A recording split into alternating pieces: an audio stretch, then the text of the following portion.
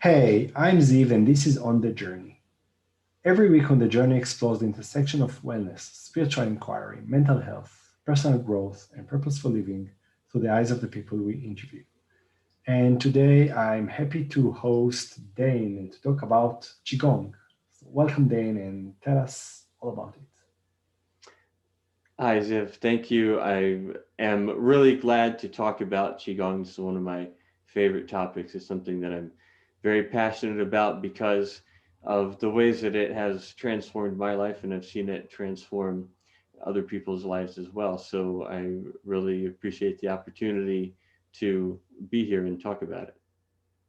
Amazing. So what is it, Dane? Give us like a quick background. Well, I'll actually zoom out a little bit to talk about mind body practices generally, because what I do is I'm a martial artist and mind body mastery coach. And the big picture of this is mind body practice. What I define as mind body practice is exercise, breath work, meditation in some form, or a combination. Those are the basic components of mind body practice, or exercise, breath work, and meditation. And each of these is a whole field in its own right. People have known forever to be healthy, to reduce stress. You need exercise. You need high quality movement on a regular basis. And people have also known for a long time for health, wellness, longevity, for stress reduction. There's meditation, and more recently, people are becoming more aware of breath regulation also as a modality for health, wellness, longevity, performance enhancement, stress reduction, emotional healing, and even spiritual exploration.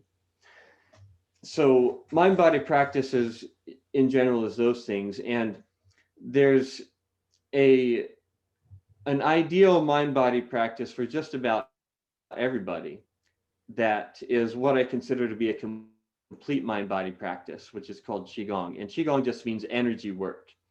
It's actually one of the three primary branches of traditional Chinese medicine. There's acupuncture, herbology, and Qigong. And Qigong is solo energy cultivation. It's exercises that you do on your own to cultivate your vital energy. And it specifically consists of the three regulations, which are body regulation, breath regulation, and mind regulation, i.e., exercise, breath work, and meditation, the three components of mind body practice. So Qigong is an ideal balanced mind body practice in that sense. And what to are you familiar with Qigong at all? Is it something you've come across? So truth is that I heard about it in so many occasions, and I have really a zoom out perspective, and I understand that it, like you said, it combines the three worlds, which sounds like super interesting, but I have no So idea. it's just kind of been there on the periphery for a while. Exactly. I I I tend to run into people who are interested in hearing more about this, or would be if they knew about it, and that's a big part of my mission in life, is to help more people learn about this and learn the practice, because that's the world that I want to live in, where more of us, most of us, even all of us, have a personal daily mind body energetic hygiene practice, just like brushing our teeth, just like taking a bath, just like getting sleep and water and vitamins and minerals and sunshine and all the other things that we need to be healthy and well physically, mentally, spiritually, etc. So for those who aren't familiar with Qigong, what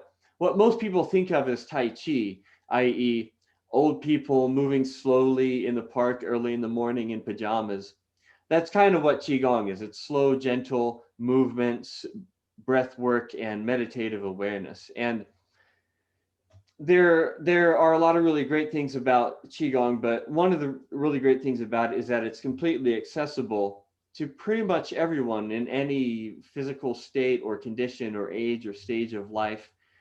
There are practices like yoga, for example, that have similar benefits for stress reduction and health and wellness, but not only are they not accessible for people in certain conditions, often people actually injure themselves doing doing strenuous exercises like that because they are so strenuous. So it kind of defeats the purpose. And Qigong is inherently gentle. In fact, it's based on the two first principles, which are the non-exertion principle and the pleasure principle. So the non-exertion principle is don't force, don't strain, don't overexert, don't try too hard.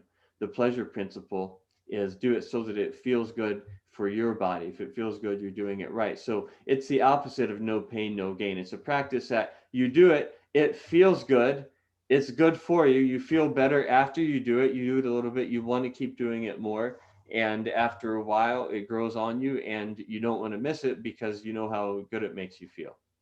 Wow, that sounds really amazing and interesting, which brings me to a question about the no pain, no gain. So even in meditation, like when you sit for long sessions or going into retreats, at some point it becomes like an exercise, which is far from effortless. You're actually training yourself to meditate, to go back to the place of meditation from the wandering mind. And when you do it over and over, it's one of the hardest exercises that I ever experienced. And most things you want to get better at some point, sooner or later, it becomes very challenging. So is it like that? You're saying no through all, it's pure joy throughout the process, which sounds like I'm going to bite. It's I wouldn't put it that way. It's pure joy, because that maybe conveys the wrong idea. But this is a really good question you're asking, because it really gets to the root of a number of things, and a few things about this. One is healing comes about through releasing tension. That's the non-exertion principle. It's releasing tension in the body. So if you're forcing yourself to do something, if you're forcing yourself to sit still, if you're forcing yourself to concentrate, you're forcing yourself to sit there and not think about and think about nothing, you're creating tension in the body, which is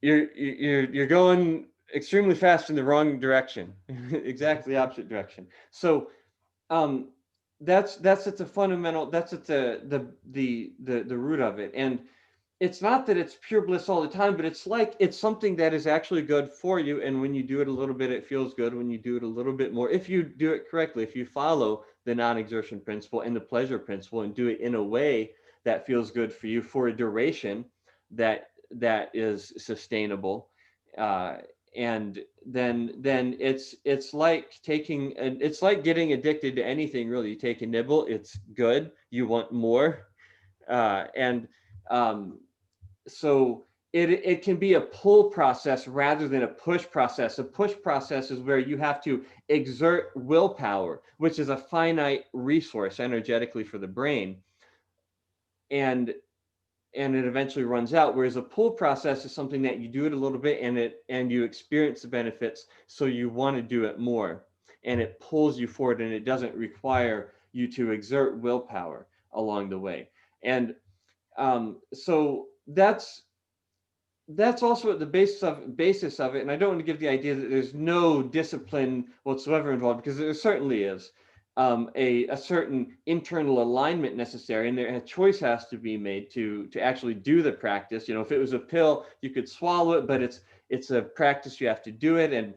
And I designed what I call your daily dose of Qigong. It can be done in 15 minutes a day, just quick and easy, and feels great. But you actually have to do it, and you have to have the internal alignment to do that. But it's a process that is innately rewarding, and as you go along in it, and it becomes more and more deeply rewarding. And something I also want to say about the type of meditation you're talking about, things like Vipassana courses, or they're called retreats, but it's a training course, which is great, and it's totally valuable. And I've done that type of course. And it is exactly what you're saying. It's a type of training, it's a type of discipline. And when you train to meditate that way, you're training to sit still without moving for long periods of time. That's what you're training your body to do. And it's as good as anything. It's as good as throwing a ball around, or or throwing darts or whatever. But the thing to realize is it isn't necessary to do that in order to meditate. And this is one of the great things about Qigong, and a big mental block that a lot of people have with meditation, particularly, is that they have a hard time sitting still. And the great thing about Qigong is you don't have to sit still to meditate. Exercise, breath work, meditation, you can combine all three into a single activity. You can stand up, you can move around, and while you're meditating. So it's there's nothing wrong with sitting still to meditate, but it's not the only way. Definitely. So that's one of the ways that somebody who is interested in getting into mind-body practices and wanting to get into meditation, this can be a great way to ease into it. So that sounds really like super appealing.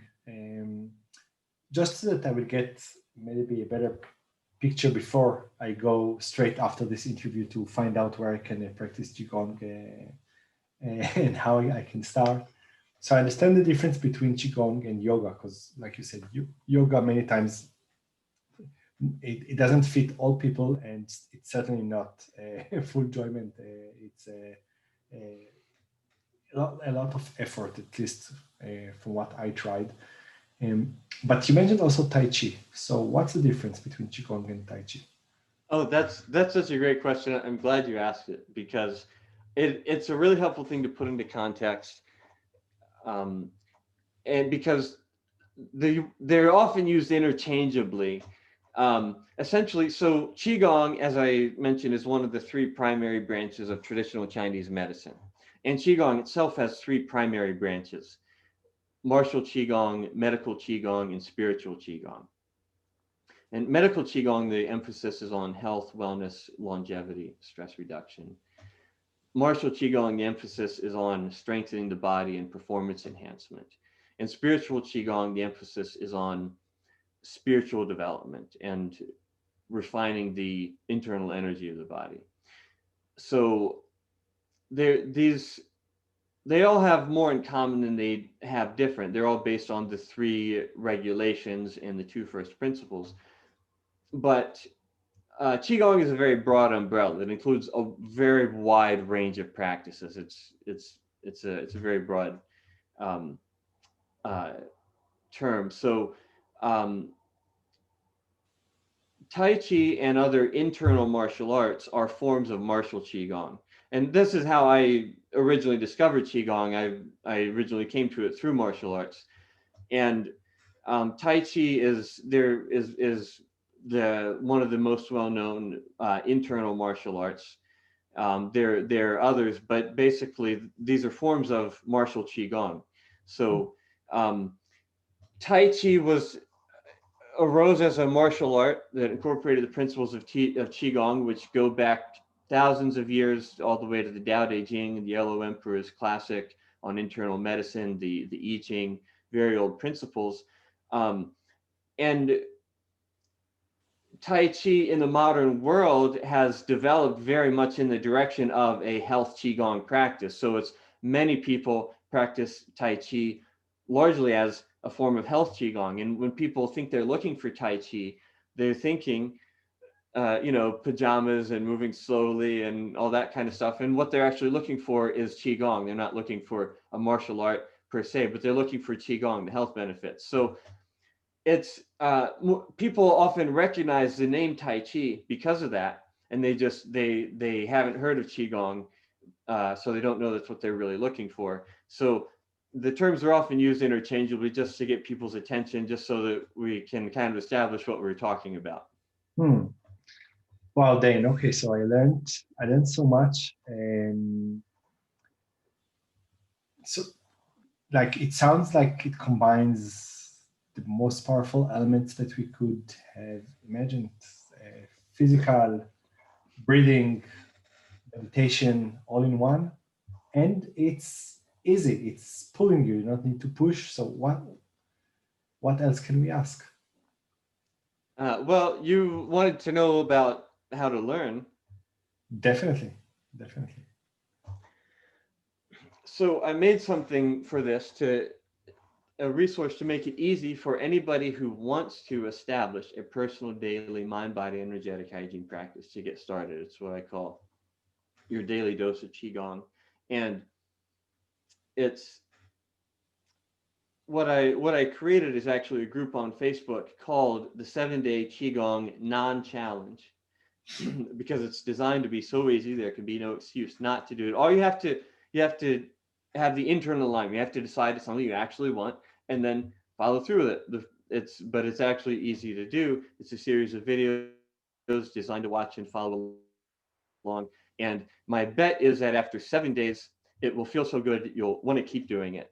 And we have an online learning community and a whole library of resources to support you if you want to go deeper with this practice. But that group, the 7-Day Qigong Non-Challenge on Facebook, is just there as a free resource to support anybody who wants an easy way to get into this. Amazing. So we're definitely going to have these links below the video. So if you're watching it, just look down and you're going to have all the resources from Dane. Dane, thank you so much for all this knowledge, insights, perspective. I learned a lot from this interview, so I'm really grateful for it. Thank you very much.